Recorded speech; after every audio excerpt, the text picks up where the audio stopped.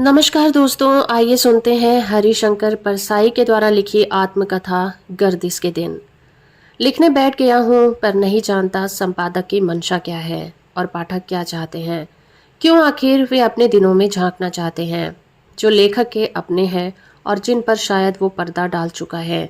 अपने गर्दिश के दिनों को जो मेरे नामधारी एक आदमी के थे, मैं किस हैसियत से फिर जीऊँ, उस आदमी की हैसियत से या फिर लेखक की हैसियत से।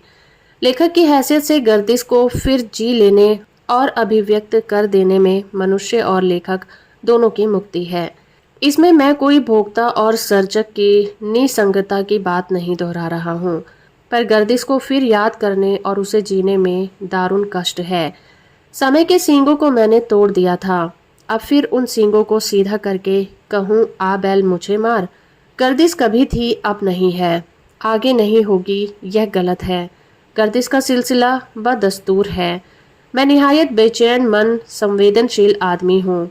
मुझे चैन कभी मिल ही नहीं सकता, इसलिए गर्दिश नियति है। हाँ, यादें बहुत हैं। पाठक को शायद इसमें दिलचस्पी हो कि यह जो हरिशंकर परसाई नाम का आदमी है, जो हंसता है, जिसमें मस्ती है, जो ऐसा तीखा है, कटु है, इसकी अपनी जिंदगी कैसी रही होगी। ये कब गिरा, फिर कब उठ खड़ा हुआ, कैसे टूटा, कैसे फिर से जुड़ा। यह एक निहायत कटु, निर्मम और धोबी पछाड़ आदमी है। संयोग की बचपन की सबसे तीखी याद प्लेग की है। 1936 या 37 होगा। मैं शायद 8वीं का छात्र था। कस्बे में प्लेग पड़ी थी। आबादी घर छोड़कर जंगल में टपरे बनाकर रहने चली गई थी। हम नहीं गए थे। माँ सख्त बीमार थी, उन्हें लेकर जंगल नहीं जाया जा सकता था। भाई भाई करते पूरे आसपास के हमारे घर ही चहल पहल रहा करती थी। काली रातें, इनमें हमारे घर जलने वाले कंदील, मुझे इन कंदीलों से डर लगता था। कुत्ते तक बस्ती छोड़ गए थे। रात के सन्नाटे में हमारी आवाजें हमें ही डराने लगती थीं। रात तो मरनासन माँ के सामने हम लोग आरती गाते, जय जगदीश हरे, भक्तजनों के संकट पल में दूर करे। गाते गाते पिताजी सिसकने लगते। माँ बिलख कर हम बच्चों को हृदय से चिपटा लेती और हम भी रोने लग जाते। रोज का यह नियम बन गया था। फिर रात को पिताजी, चाचा और दो एक रिश्तेदार लाठी बल्लम लेकर घर के चारों ओर घूम घूम कर पहरा देते। ऐसे भयकारी त्रासदायक वातावरण में एक रात तीसरे पहर माँ की मृत्यु हो गई। कोलाहल और विलाप शुरू हो गया। कुछ कुत्ते भी सिमट कर आ गए और योग देने लगे।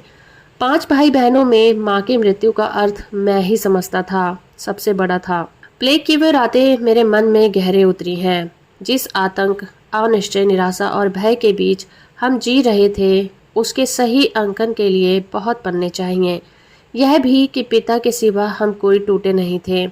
वह टूट गए थे। वह इसके बाद भी 5-6 साल जिए, लेकिन लगातार बीमार, हताश, निष्क्रिय और अपने से ही डरते हुए। धंधा ठप, जमा पूंजी खाने लगे। मेरे मैट्रिक पास होते ही राह देखी जाने लगी थी। समझने लगा था कि पिताजी भी अब जीते ही हैं।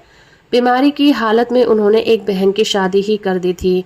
बहुत मनहूस उत्सव था वो। मैं बराबर समझ रहा था कि मेरा बोझ कम किया जा रहा है। फिर अभी 2 बहनें, छोटी और एक भाई था।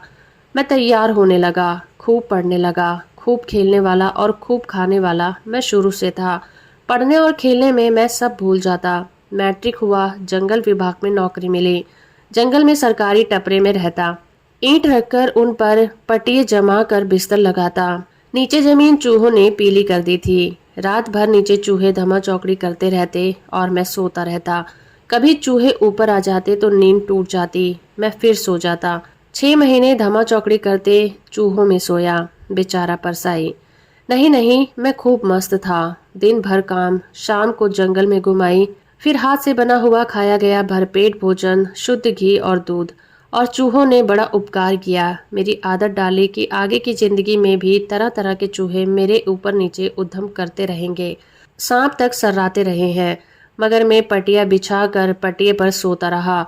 चूहे ने ही नहीं, मनुष्य नुमा बिच्छुओं और सांपों ने भी मुझे बहुत काटा है, पर जहर मोहरा मुझे शुरू से ही मिल गया। इसीलिए बेचारा परसाई का मौका ही नहीं आने दिया। उसी उम्र में दिखाऊ सहानुभूति से मुझे बेहद नफरत है।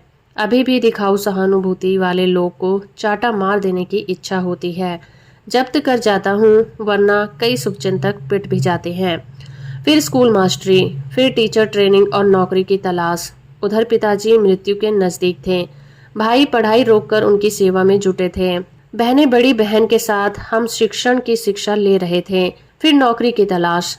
एक विद्या मुझे और आ गई थी, बिना टिकट सफर करना। जबलपुर से इटारसी, टिमरनी, खंडवा, इंदौर, देवास बार बार चक्कर लगाने पड़ते। पैसे थे नहीं। मैं बिना टिकट बेखटके गाड़ी में बैठ जाता। तरकीबें बचने की बहुत आ गई थी। पकड़ा जाता तो अच्छा अंग्रेजी में अपनी मुसीबत का बखान करता।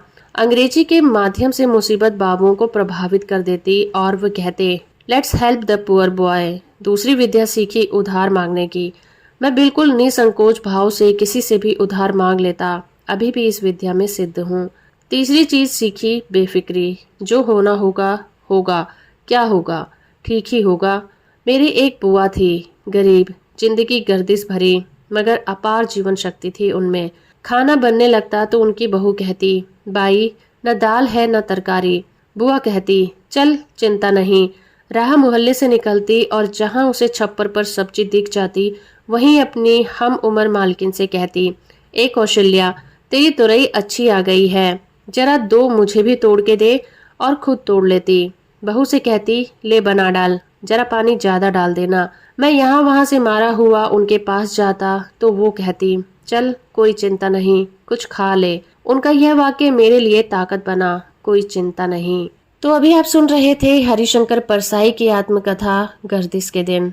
उम्मीद करती हूँ मेरा ये प्रयास और ये कहानी आपको अच्छी लगी होगी। वीडियो को लाइक और चैनल को सब्सक्राइब करना बिल्कुल मत भूलिएगा।